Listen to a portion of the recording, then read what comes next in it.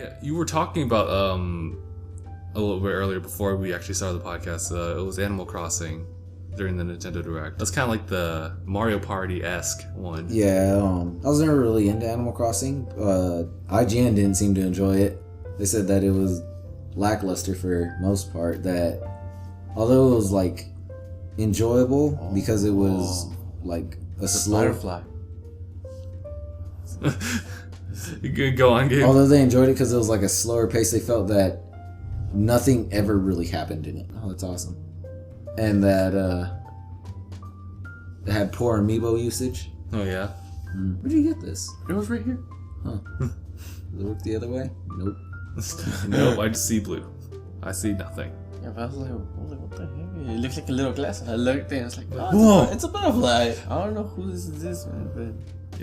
They also announced like a good number of Pokemon games, like maybe 4 that I've seen. I want to be able to start off as Growlithe in Super Mystery Dungeon. They usually keep that special, or like specifically to like starter Pokemon and like some special ones that appear in the anime, like Axew. That's not really particularly special Pokemon, except it just made an appearance in the black and white versions of the anime. Best wishes. Yeah, So what I'm hearing is I'm not going to be able to play as Growlithe, even though James's first Pokemon was a Growlithe. Oh. Seems pretty damn special to me. I was trying to see if there was any like trainer that had a legendary Pokemon for start.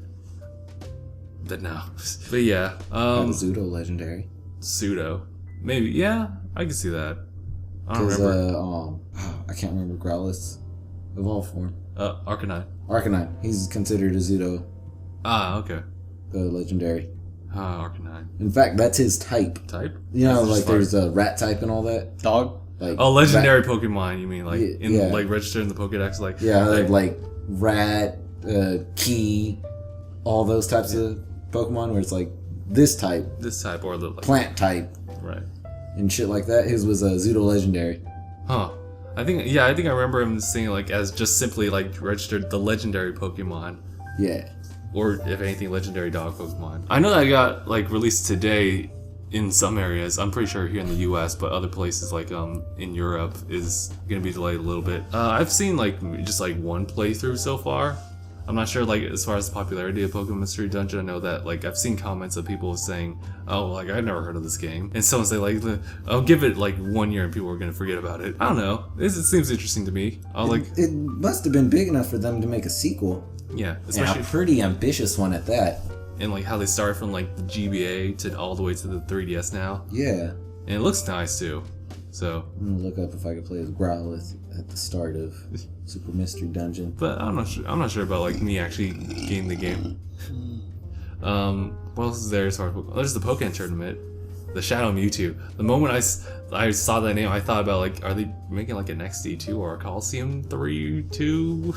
Because I actually like those games, despite how limited your collection of Pokemon could be. Yeah, Bulbasaur, Charmander, Squirtle, Pikachu, Chikorita, Cyndaquil, Totodile, Trico, Torchic, Mudkip, Turtwig, Chimchar, Piplup, Riolu, Snivy, Tepig, Oshawott, Chespin, Fennekin, Froakie. Oh, so you get Riolu, but no fucking fuck you. Yeah. Well, Riolu. I don't remember Riolu being a starter Pokemon in any of the games. No. Yeah. But he, I remember in like Diamond and Pearl at least that you can get like an egg for Riolu. You had to get an egg. Yeah, Riolu and like Lucario are very favorite Pokemon. Bullshit. Although Growlithe is also a favorite one of mine too. Bullshit. I mean, I'm not the one in charge. Bullshit, Nintendo. I would have let Groudon be a starter. Which one's that one again? This is like one of the legendaries from Ruby and Sapphire. He's the fire legendary. Well, correction, he's the ground legendary, but some bullshit. I didn't know how I should approach it correcting you because I didn't want it to come out as like ridiculously nerdy and just like all up in your face, like actually. So I just played along. I just have to play along with it. Bullshit. Wait, actually, like because those legendaries, Groudon and Kyogre, have like primal evolutions, which is like mega evolutions, except Backwards. Backwards? yeah, where Groudon becomes a fire ground type. So that makes sense. They become magma. I was really willing to let it go because I really was only seeing starter Pokemons. That little shit. I'm actually thinking about getting the Wii U like later on because like I'm really interested in Xenoblade Chronicles X and Star Fox. But yeah, Star Fox looked so badass. It looked like it went back to its roots of being a fighter shoot 'em up. With some added stuff like ground, Yeah. the walker, and all the other cool stuff as well. Yeah, they added a lot of things that actually benefited really well. I think they could have done without the walker and just kept the Landmaster. Oh yeah.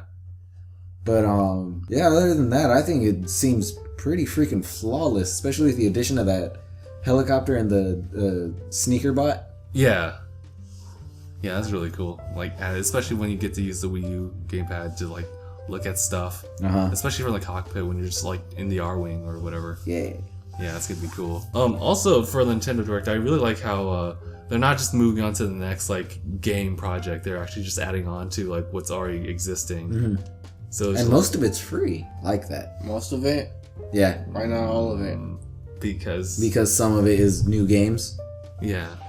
Mm. I can't have my way here. Dude, But I truly fail to understand some of the things that you think about based on the fact that you're willing to pay X amount of money for something that you use once, never touch it again. But when it comes to a game that you know you'll play a lot of, if it costs any more than free, you're like, I don't even want it. yeah. Like the laser. You bought the laser for I don't know how much money. Like $14? You played with it one night, never touched it again.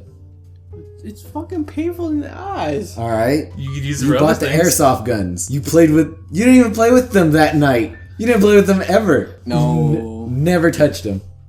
No. We used them for the skit once. I fucked around with them a lot, but you never did.